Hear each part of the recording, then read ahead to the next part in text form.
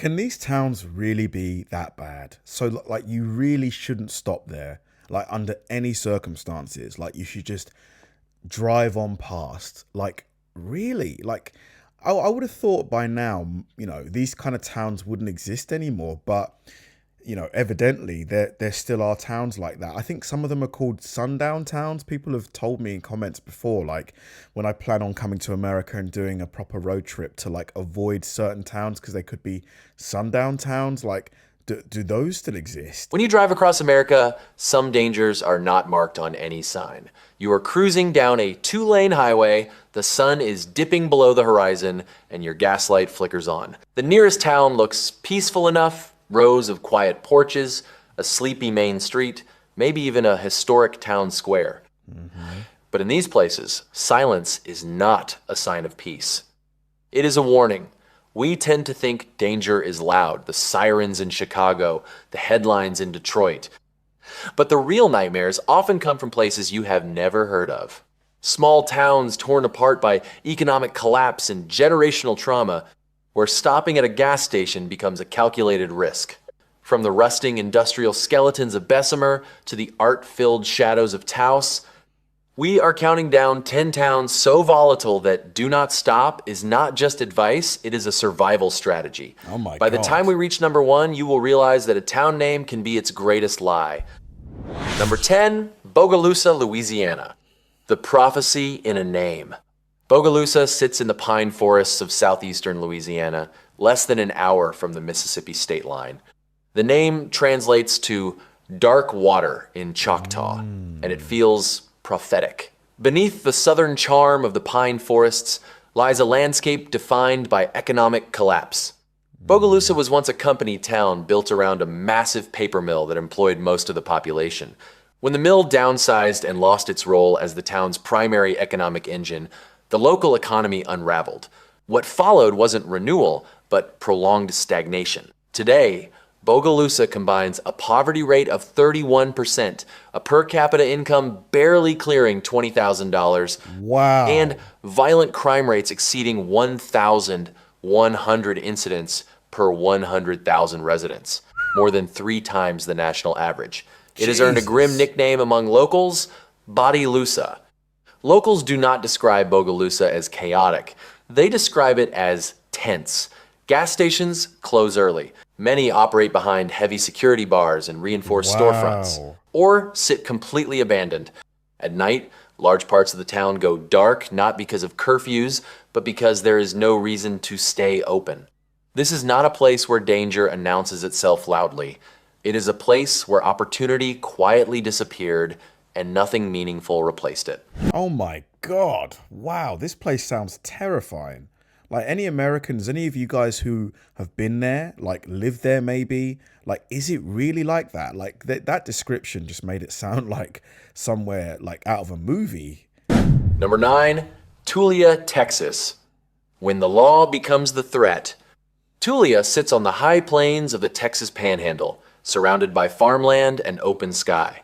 It is small, isolated, and easy to miss if you are just passing through. But Tulia became nationally known for a reason that had nothing to do with crime rates or poverty. In 1999, nearly 10% of the town population was arrested in a single drug sting. 10%? The charges were severe, the sentences were long, and almost all of the accused were black in a town that was overwhelmingly white. The entire case rested on the testimony of one undercover officer. No recordings, no video, no physical evidence. That's insane. So one dude basically said, all of these people are drug dealers. And the police just went, whoom. That's crazy. For years, the conviction stood. Families were torn apart. People lost jobs, homes, and decades of their lives. Eventually, the case unraveled. The officer was discredited. The convictions were overturned. And the state of Texas issued pardons. Isn't that crazy, though? So one man's testimony can put away hundreds of people. Like, doesn't that seem, like, bizarre? Like, that's pretty crazy. But by then, the damage was permanent. Today, Tulia is quiet, almost unnervingly so, not because crime is rampant, but because trust never fully returned. This is not a place where travelers are warned about gunfire or robberies. It is a place where the legal system itself once became the threat. Gas stations here do not feel dangerous. They feel watched. In towns like Tulia, the fear is not about what might happen on the street. It is about what can happen when the people meant to protect you decide you do not belong. Wow. Number 8, Stilwell, Oklahoma. Violence in strawberry country.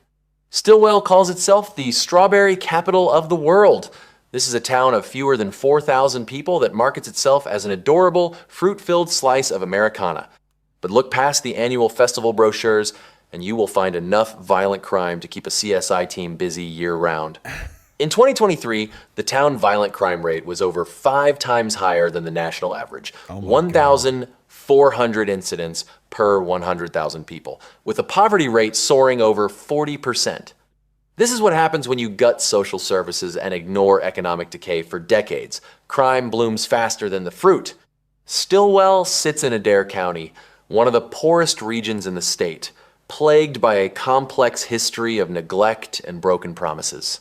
Behind the scenes, local law enforcement is underfunded and struggling to manage meth trafficking routes and intergenerational gang activity. Oh, man. Drive through on a summer afternoon, and you will see porches, flags, and sleepy dogs. But locals in Facebook groups offer more honest travel advice.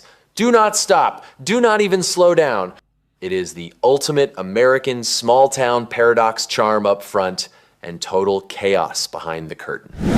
But I mean, a town like that, isn't it like ripe for a big company like Amazon putting maybe a distribution center there? Because, you know, they've not got much competition for like jobs, so they wouldn't have to pay top wages, but that would create jobs in that area. You know, it would help the area regenerate. Like, it just makes sense, doesn't it? Like, why aren't companies putting big facilities there, creating jobs and stuff like that? They might even get like a government incentive to do so. Number 7, Hamtramck, Michigan. Diversity in a pressure cooker. Hamtramck is completely surrounded by Detroit. It is one of the smallest cities in Michigan by area, but one of the most densely populated. Within its 2-square-mile border, 28,000 people are packed into one of the highest population densities in the state. Wow. That density is the spark. When you compress poverty, underemployment, and cultural friction into such a tight space, tension doesn't diffuse, it collides. While Hamtramck's overall crime rate sits near the national average, its violent crime rate runs higher, driven largely by robberies and aggravated assaults. For decades, Hamtramck was defined by the auto industry. Immigrant workers built lives around factory shifts, neighborhood bars, and tight-knit streets. As the old auto-era factories declined and lost their central role, the city didn't disappear. It transformed. Today, Hamtramck is one of the most culturally diverse cities in the United States, with large Muslim and immigrant communities from South Asia, the Middle East, and Eastern Europe. That transformation saved the city economically, but it also created friction. In Hamtramck, you learn situational awareness early. You learn which streets feel alive and which ones feel like they are watching you back. It is a place where you can get world-class kebabs at midnight and still instinctively decide that this is one gas station you are not stopping at. Wow. The rent might be low, but between the car break-ins and the constant stress tax of living in a pressure cooker, you have to ask yourself, is the savings worth the price of your peace? Probably not. Widely recognized as the most culturally diverse cities, or one of the most in the US, over 40% are foreign born. Wow. From Yemen, Bangladesh, and Eastern Europe. Large Polish. Number 6, Catholic. Pine Bluff, Arkansas. I've heard of Beauty Pine with Bluff. a bruise. Pine Bluff sits along the Arkansas River, southeast of Little Rock. It was once one of the most important industrial cities in the state. Timber, agriculture, and manufacturing built this town. For a time, they sustained it. When those industries declined, Pine Bluff did not slowly fade. It dropped. Population fell sharply. Jobs disappeared faster than new ones could replace them, and entire neighborhoods were left behind. Today, Pine Bluff violent crime rate is approximately 1,650 per 100,000 residents, nearly 5 times the national average. This is not a town suffering from a temporary spike. It is a city suffering from the long-term erosion of its tax base and the flight of its industrial heart. With a poverty rate of 37% and shrinking public safety budgets, the tension here has become a permanent fixture of the landscape. I'm just so surprised because like areas like this are prime for gentrification, right? Why aren't people from, that live in more expensive areas moving into these ones like slowly? Like why aren't housing developments being built here to kind of tidy the places up, to tidy these towns and cities up? Are they that like undesirable? Are they that dangerous? Are they that far away from jobs? Is that the reason? Locals have developed a grim sense of humor about it, often joking that sirens have replaced cicadas as the city unofficial evening soundtrack. But the reality is far from funny. There is a firm consensus among residents on where not to walk and especially where not to stop after the sun goes down. You can stand by the Arkansas River at sunset and feel the warmth of the breeze, but when you hear that distant, familiar siren, you realize you are witnessing beauty with a bruise. Number 5, Wilmington, Delaware. Ooh. Division behind glass walls. Well, really? I mean, this looks very developed. This looks like a, nice big city. Wilmington sits between Philadelphia and Baltimore, positioned on one of the wealthiest corridors in the United States. On paper, it should be thriving. Wilmington is home to major banks, corporate headquarters, and some of the most business-friendly laws in the country. Billions of dollars move through this city every day. But very little of that wealth stays. Just blocks from glass office towers are neighborhoods that have struggled with poverty, underfunded schools, and persistent violent crime for decades. Despite its small population, Wilmington homicide rate has repeatedly ranked among the highest per capita in the nation. The deception here is what makes it so unsettling.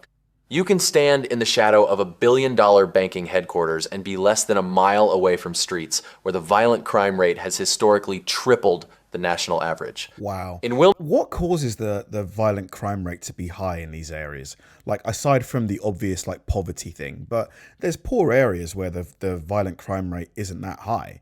Like, what is it that makes these specific places so violent? Because I don't think poverty is violence is a direct consequence of poverty. There's plenty of poor people that are nice, normal people as well. Wilmington, wealth does not trickle down, it is walled off. When you pull off the I-95 for gas, do not let the corporate logos on the horizon fool you into a false sense of security. In Wilmington, the danger is not hidden in the woods. It is baked into the very concrete of the city divide. It is a place where the Suit and the Hollow Point live on the same street, and only one of them is protected by a glass wall. Number 4, Wow. Bessemer, Alabama. The ghost of the American dream. If you want to see the literal ghost of the American dream, go to Bessemer. Once a booming center of the iron and steel industry, this city didn't just decline, it hollowed out. Today, the landscape is dominated by massive, rusted industrial skeletons that loom over residential blocks like prehistoric monsters. Bessemer isn't just dangerous for its size, it's often overlooked in national conversations, despite posting some of the highest per capita violent crime rates in the country. While nearby Birmingham draws the headlines, Bessemer quietly reports levels that translate to more than 33 violent incidents per 1,000 residents, roughly a 1 in 30 annual risk. I'm so glad I'm watching this because, as you guys know, I'm really, really seriously considering moving to America. I would just like type in cheapest places to live in America on Google, and I'd probably get these cities and towns, and I'd be like, oh, let me just move there. Not having any idea why they're so cheap. Here, violence isn't a breaking story. It's the low-frequency hum of daily life, as persistent as the rust on the old furnaces. Bessemer sits just southwest of Birmingham, close enough to a major metro area to feel its pull, but far enough away to absorb its problems. Once known as the Marvel City, it was built on steel and heavy industry. For decades, those jobs defined daily life and sustained the local economy. As that industrial base eroded and lost its central role, recovery never fully arrived. Poverty still hovers near 30%, and with a weakened tax base, the city's infrastructure has become a maze of potholed streets and flickering lights. What makes Bessemer so unsettling is its post-industrial madness, a community built for many times its current population, leaving those who remain to live in a city that feels far too large and far too empty. Number 3, Oak Haven, Tennessee. But there must be things that Bessemer can do to attract people. I think the mayor of that town needs to just do more to try and maybe encourage businesses to come and bring jobs with them and stuff, because it feels like it's just going to waste. Tennessee, logistical hell. Most people think of Memphis for its music or its barbecue, but a few miles south of the neon lights lies Oak Haven, a place that defines logistical hell. This isn't a town with a quaint main street.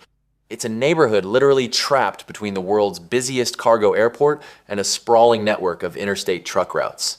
In Oak Haven, the danger isn't hidden in the dark. It's illuminated by the harsh yellow glow of industrial floodlights that never turn off. Oak Haven is a statistical nightmare hidden in plain sight. It is consistently ranked as one of the most dangerous neighborhoods in a city that is already one of the most violent in America. Here, the violent crime rate doesn't just climb, it spikes.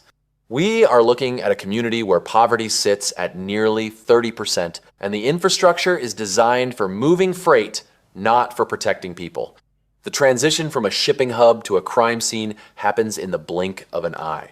What makes Oak Haven so unsettling is its non-place energy. It's an endless grid of distribution centers, weed-choked lots, and residential blocks where the air smells like jet fuel and exhaust. Oh my God. This is a place where the world... I've heard the food's good though. I've heard the barbecue's really good in Memphis. Is Memphis not the home of either barbecue or some important part of barbecue? World's goods pass through at high speed, but the people living there are stuck in a cycle of generational neglect. The violence here feels mechanical robberies, carjackings, and assaults that happen under the constant, deafening roar of planes overhead. If you pull off for gas near the airport, you'll notice that nobody lingers. The gas stations are fortified, and the vibe is one of urgent, defensive survival.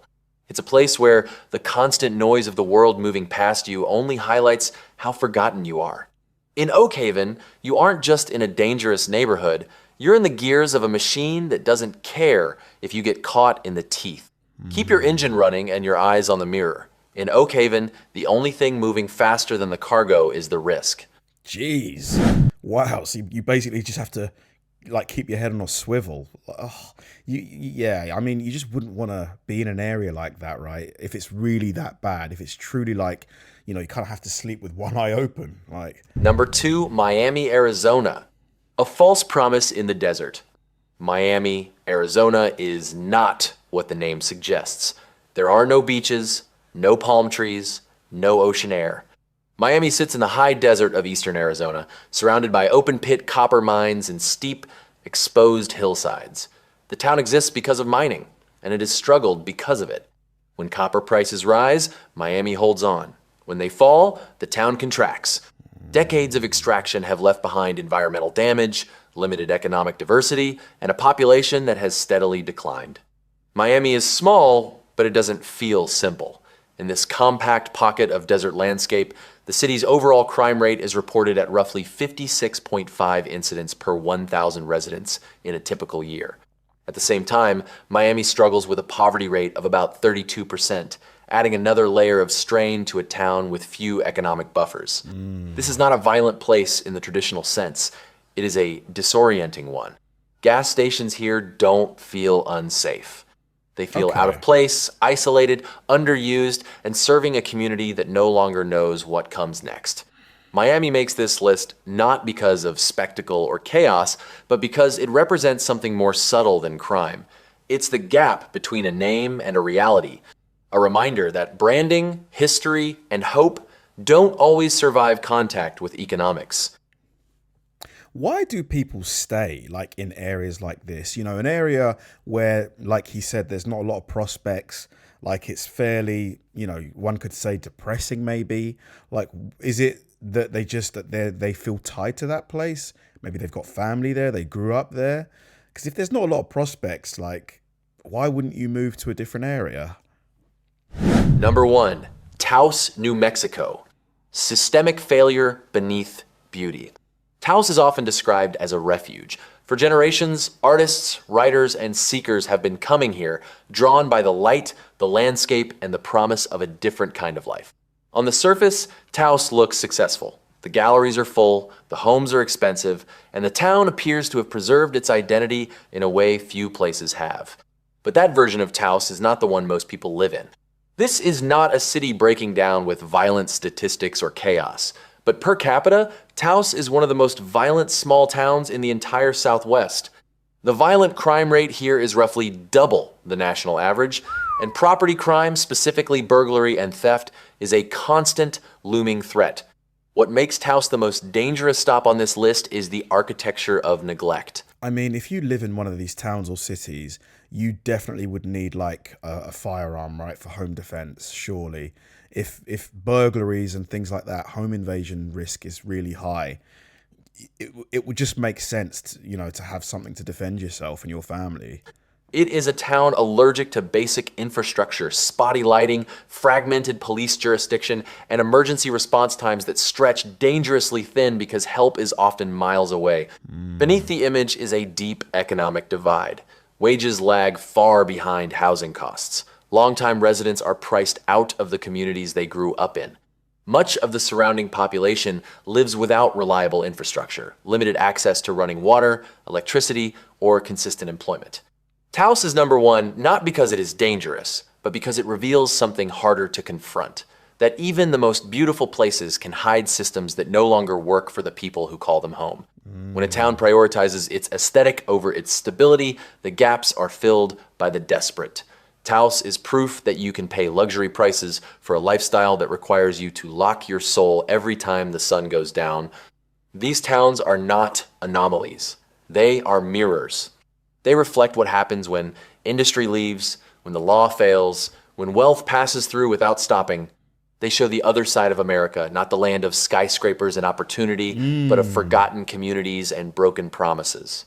So the next time you see a quiet town on a road trip, remember, quiet is sometimes not peace. Sometimes it is just absence. Oh my goodness. Wow. Honestly, that video, it really opened my eyes to despite America being this super successful country, super wealthy, super powerful, there's still cities and towns within it that almost feel like they've been left behind.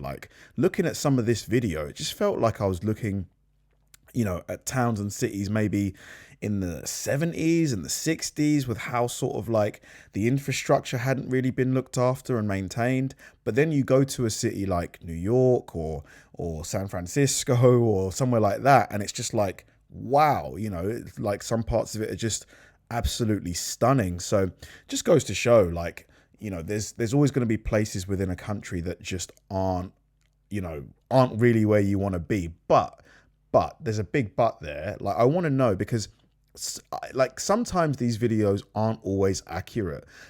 It might not actually be that bad. So I want to know if any of you have been to any of these places, or maybe you live there. What's it actually like? Is it really as he said it is? Is it really, unsafe, violent, prospects are low, or is it a bit of an exaggeration? Thanks for watching, guys. If you enjoyed the video, please like and subscribe, and check out the video I'm going to link right here. See you there.